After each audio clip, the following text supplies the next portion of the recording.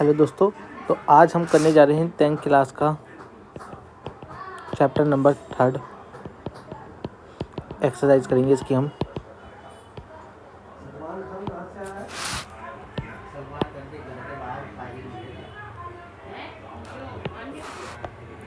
सबसे पहले चैप्टर का नाम है pair of the linear equation in two variable, यानी कि हमें जो लीनियर इक्वेशन मिलेगी इसमें हमें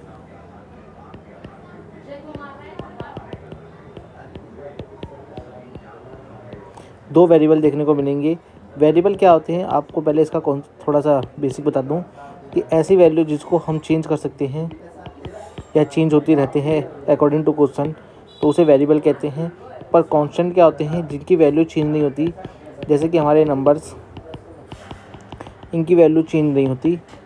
चाहे इंटीजर्स में भी ले लो, रियल नंबर ले लो या रैशनल नंबर, और रियल नंबर तो सारे ही होते हैं, तो और इरेशनल नंबर भी हमारे, इनकी वैल्यू चेंज नहीं होती, तो ये सेम के सेम रहते हैं।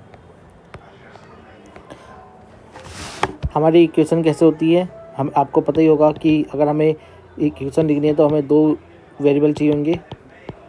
ये एक इक्वेशन हो गई, y = 5x अपॉन में -3 लिख दो, इक्वेशन हो गई हमारी। तो graphical method of solution of pair of linear equation, अगर हमें ग्राफिकल रिप्रेजेंटेशन बनाना होता है तो आपको पता होगा हम लेट करते थे नंबरों को x और y, x को 0 रख के फिर y की वैल्यू, y को 0 रख के x की वैल्यू, फिर हम उसको रिप्रेजेंट करते थे अपने x और y ग्राफ पे। तो कहीं ना कहीं करते थे, ये सोल्यूशन होता है। अब जैसे कि हमें दो वेरिएबल मिले, दो लीनियर इक्वेशन दी जाएगी, दो लीनियर इक्वेशन दे दी, मान लो ये हम पे एक लीनियर इक्वेशन है।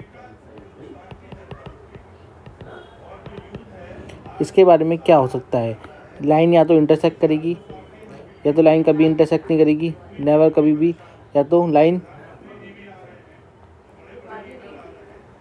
इस पे तो कोई सॉल्यूशन नहीं होगा, या लाइन एक दूसरे के ऊपर कोलिनियर हो जाएगी। तो ये सॉल्यूशन हमारे एग्जिस्ट कर सकते हैं, इंटरसेक्शन, पैरेलल और कोलिनियर। तो यानी कि अगर यहाँ पे लिखा है लाइन में intersect in a single point, किसी एक पॉइंट पे, सिंगल पॉइंट पे इंटरसेक्ट कर रही है, तो इस पॉइंट को हम कहेंगे अपने यूनिक सॉल्यूशन होगा यहाँ पर हमारा, और लाइन हमारी consistent pair of the equation बनाएगी। ठीक है गाइस।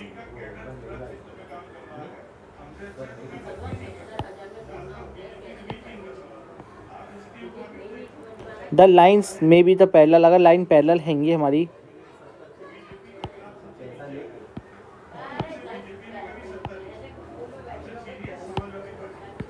अगर लाइन हमारी पैरेलल हैंगी, लाइंस पैरेलल हैं, तब इक्वेशन हैव नो सॉल्यूशन, यानी कि अगर लाइन पैरेलल हैं तो उसके तो कोई सॉल्यूशन होंगे नहीं हमारी लाइंस के।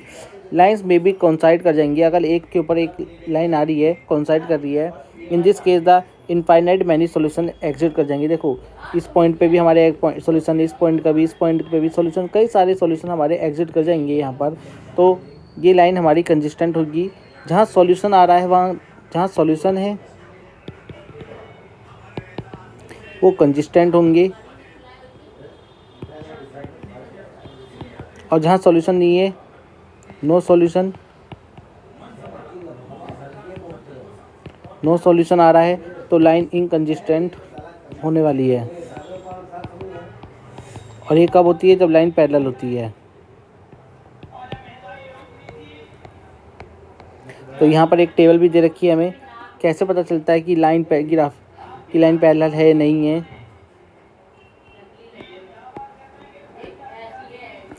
देखो गाइस, अगर यहाँ पर हम पे दो इक्वेशन दे रखी है, x - 2 y = 0, और दूसरी है 3x + 4y अपॉन में -0।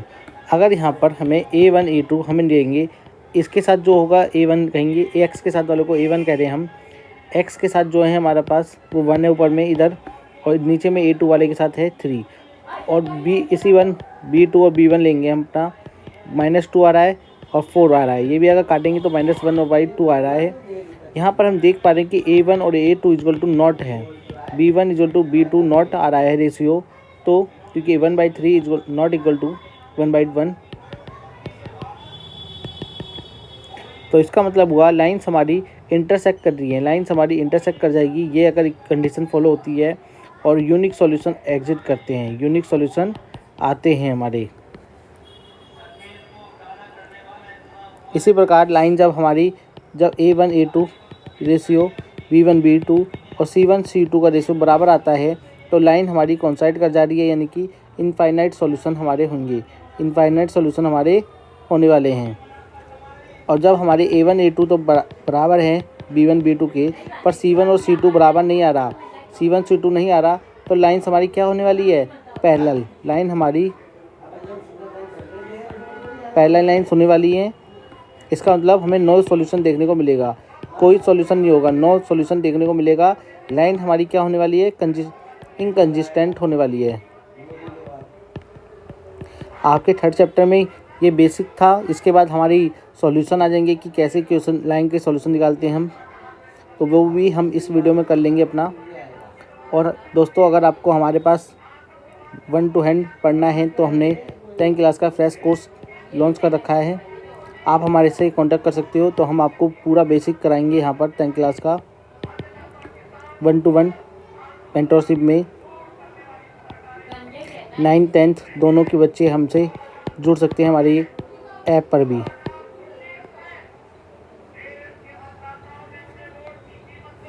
Check the graphically whether the pair of equation, क्या ये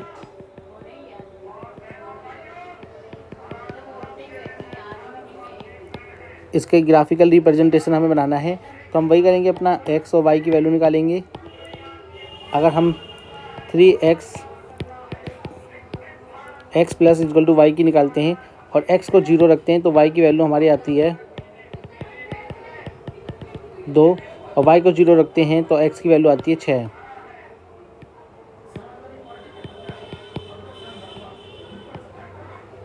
ये एट x इक्वल टू 0 है, ये y इक्वल टू 0 है।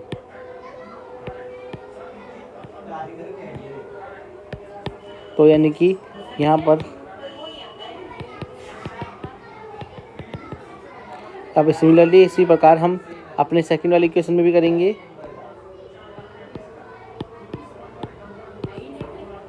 x की वैल्यू 0 रखने पर y की वैल्यू कितनी आएगी, 12y - 3 यानी कि -4 आ जाएगी।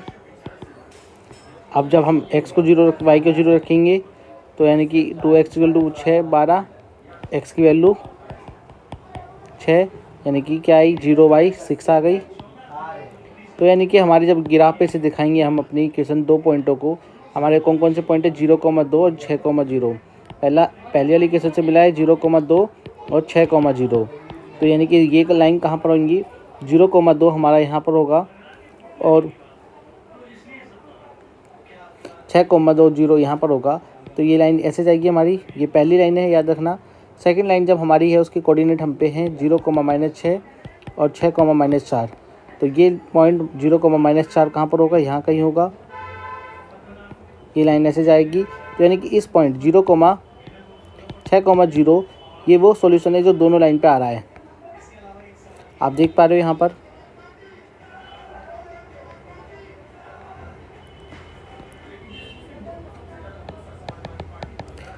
इसी प्रकार हमारी एक्सरसाइज 1 स्टार्ट हो जाती है। यहाँ पर लिखा है कि on comparing the ratio A1 B2 और C1 का कंपेयरिंग करना है रेशियो को, और बताना है कि लाइन हमारी लीनियर है, लाइन हमारी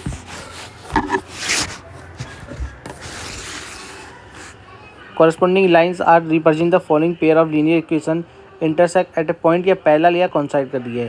तो हम कंपेयर कर लेंगे अपने सवाल को।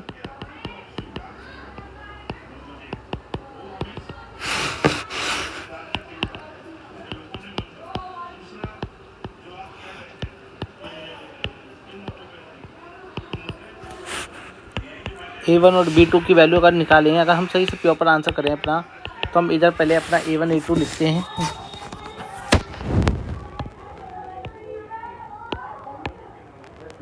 A1 की वैल्यू हमारे पास आ रही है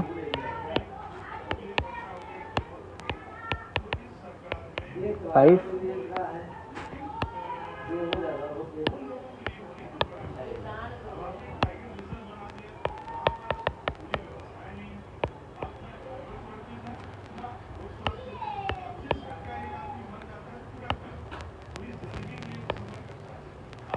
A1 की वैल्यू 5, B1 की वैल्यू -4, C1 की वैल्यू 8।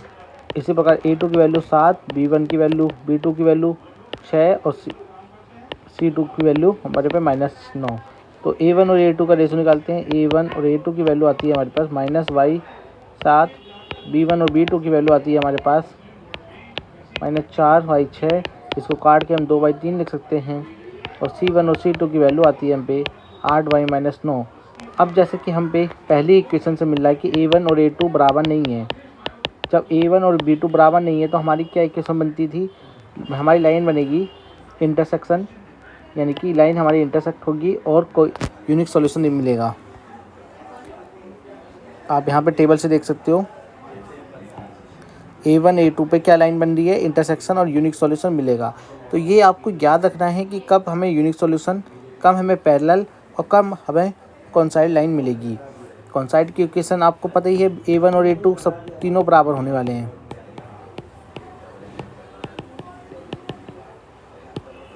और पैरेलल में बस यही हो जाता है, ये वो हो जाता है पैरेलल में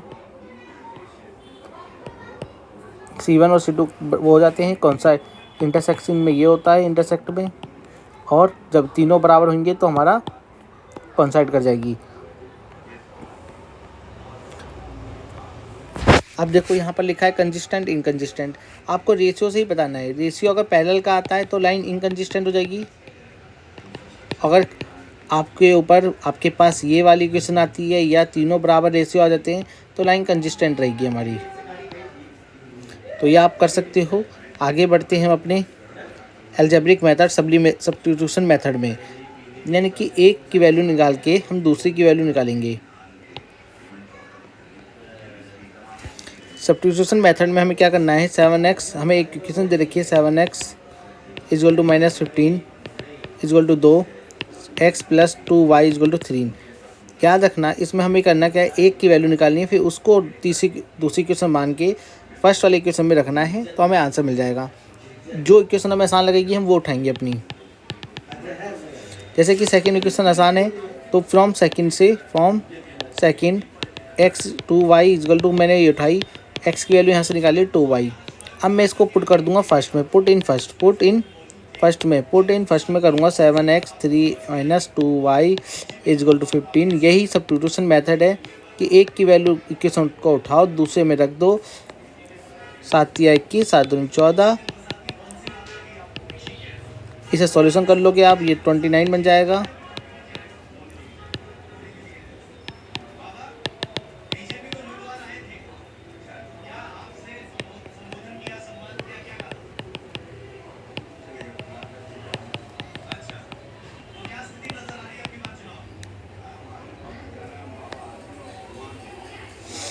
तो ये वैल्यू अब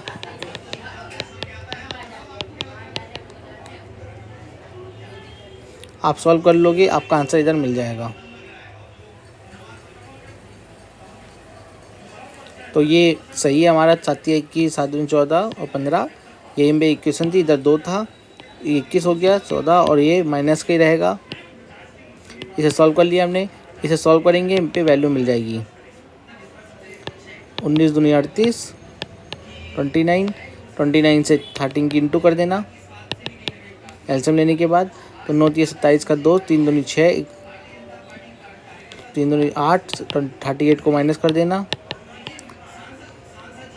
तो आपका आंसर आ जाएगा। माइनस कर लो 87 में से 38 को,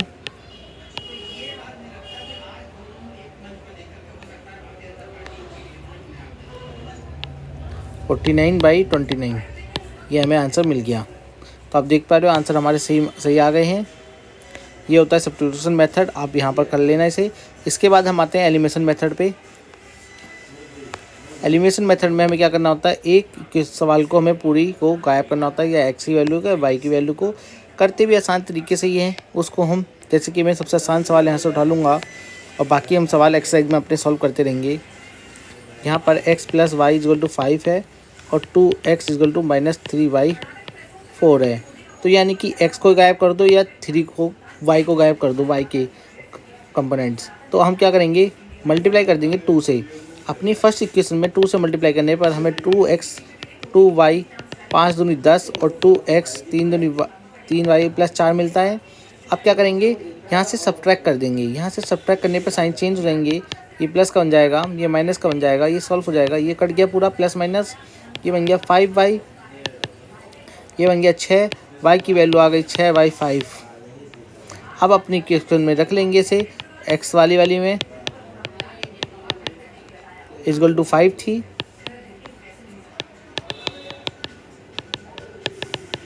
एलसीएम लेंगे 25 19/5, ये हमारा आंसर आ गया। यानी कि x की वैल्यू 19/5 और 6 की वैल्यू, y की वैल्यू ये। तो ये इस प्रकार से हमारे एलिमिनेशन होते हैं। अब इसके बाद हम अपने सवाल सॉल्व करेंगे सारे के सारे यहाँ पर। तो आई होप आपको ये वीडियो अच्छी लगी होगी। 10th क्लास का फ्रेश कोर्स अगर आपको हमारे से पढ़ना है, हम उसमें आपको साइंस, मैं लिख देता हूँ कहीं में आपको, हम 9th क्लास का और 10th क्लास का आपको साइंस की क्लास प्रोवाइड करेंगे, मैथ की, इंग्लिश की, ये क्लास हमारी चलती रहेंगी। हमारे पास इनके टीचर भी हैंगे। आपको अगर ऐसे सोशल साइंस भी पढ़नी है हमसे, तो हम सोशल साइंस भी आपको पढ़ा देंगे। Thank you guys. और 10th क्लास का भी सिमिलर कोर्स हमारे पास रहेगा। तो अगर आपको पढ़ना है मेंटरशिप हैंड टू हैंड के साथ, यानी कि 1-to-1 टीचर होगा हमारे पास, तो आप हमसे कांटेक्ट कर सकते हो।